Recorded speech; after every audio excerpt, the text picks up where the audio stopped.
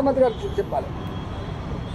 మంత్రిగా పనిచేసిన సమయంలో మంత్రిగా పనిచేశారు. ఆ సమయంలో ఫోన్ ట్యాపింగ్ సంబంధించి చర్చ కానీ ఇట్లాంటి ప్రభాకర్ రావు మీట్ కావడం కానీ అట్లాంటివి జరిగినాయి ముఖ్యమంత్రి గారు. అసలు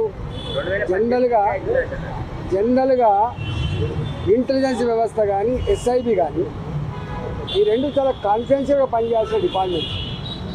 ఇవాళ ఈ రూపంలో వాటి చరిత్ర ఇంత మలైన అవుతుందని బయటకు వస్తుందని చెప్పి ఎవరు ఊహించలేదు. అంటే ఎంత బాధ అవుతుందంటే భార్యాభర్తలు నేను నా భార్య